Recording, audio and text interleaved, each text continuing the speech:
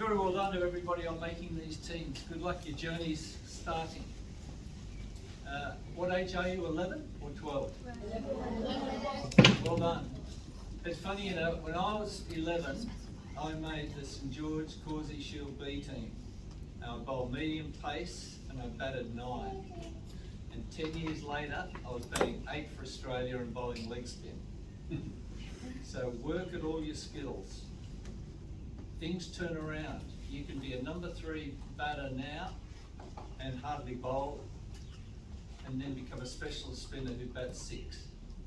Things turn around. Trent Copeland came from Bathurst as a wicket keeper playing 3rd grade district, ended up opening the bowling for Australia. So nothing's set in concrete at 11 or 12.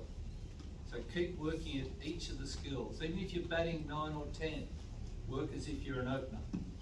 If you're bowling occasional spin, work at it, just in case it turns around and you bat less and bowl more. It worked for me. I worked at all 3 skills, batting, bowling and fielding, and eventually turned completely around. Shane Warne at 12 was bowling medium pace and batting 8. He ended up with 708 test wickets as a leg spinner. So good luck up there. I know that when I didn't go to any carnivals, it's a big plus. I'm a big fan. Anybody watch Ted Lasso? I love Ted Lasso and his philosophies. And one of them is, be curious, not judgmental. So whatever happens in these carnivals, don't judge your teammates or your opposition. Work out, be curious about why people didn't do well or why people did do well and learn from it. So don't judge anything that happens. Find out why it happened and blend it into your own game. The other thing is that he advises his team in the Ted Lasso series, be a goldfish. What's the happiest animal in the world? A goldfish. Why? Because they've got a 10-second memory. Don't dwell on anything that happens. Forget it. If you drop 3 catches in 3 balls, dismiss it. Catch the next one. Be goldfish up there in Darwin. But don't go near crocodiles.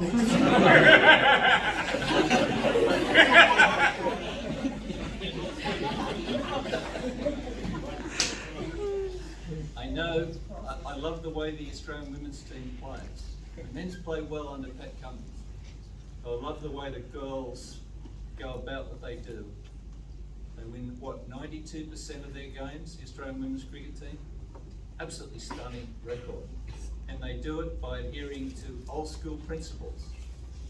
Mooney, Elise Healy, Elise Perry, Talia McGrath, Ash Gardner, Meg Lanning. They all bat behind their front shoulder.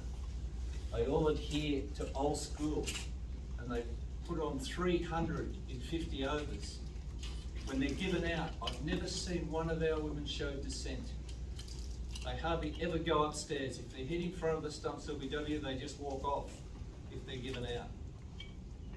I've never known a side play with such dignity as our women's team do. And they get 300 in 50 overs. And they don't say anything to the opposition.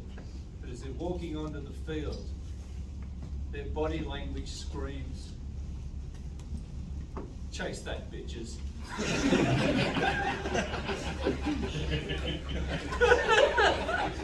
And that's what yours should scream in Darwin. Actually, just the body language thing, okay? I don't want to hear chase that bitch, but I want you to look at your opponents and say you'll do well to get it. You know what I mean? Sorry for planting that seed. I'll be calling you goldfishes, girls. The goldfish. Forget the last 10 seconds. It was going so well.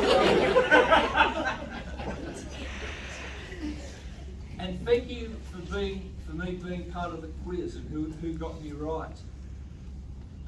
Amongst the girls, Eloise got me right. And where are you, Eloise? Thank you very much for that. And you spelt my surname correctly. You were the only girl to do it. I'm a double F O'Keeffe. Steve O'Keeffe is a one F O'Keeffe. And throughout his career, people have come up to me and said, your son's going well, Kerry. And I said, no, he's not my son. We're not related.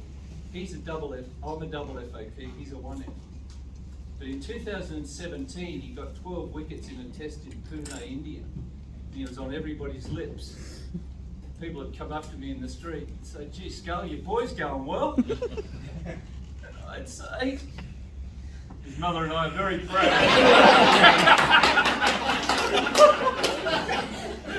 Even though I've never met her.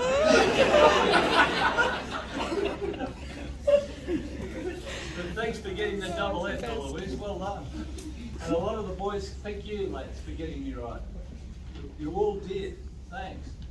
But Kai Laws, and Hugh, and Ethan Natcom, they all got the double F. Which one are you three? Thanks for getting the double F. But you put Kevin. Well done. The important thing's a double F. But very well done. Good luck. I know that you represent the state with great dignity.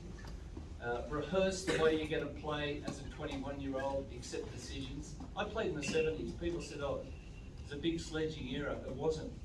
We were an era, the 70s, that respected the umpire. Even when he got things wrong, we didn't show dissent. Things got ugly if our opponent showed dissent and didn't walk off. But I played under Ian and Greg Chappell, and they both said, if you're given out and you miss it by 10 feet, walk off as if you've edged it. Walk off like a cricketer. And we did. And you could never tell whether any of us had nicked it or not when we were given out. So take that as well. Just walk off like a proper person if you're given out, even if you've been completely barbecued by the umpire. It's a big message. And when you're on television in 10 years' time, I'll be nodding in heaven.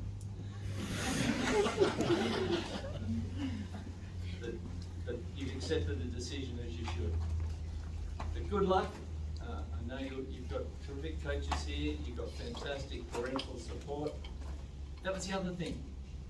I just love parents being here because I played my whole junior career without either of my parents coming to my games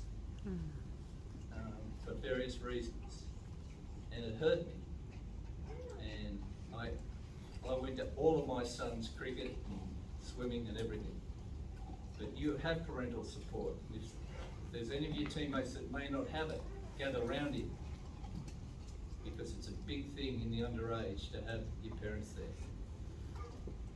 So I know that there's a lot of parents here today. Good on you. Thank you for inviting me here, Jason. We've got a fantastic bunch. Good luck to everybody. Cheers.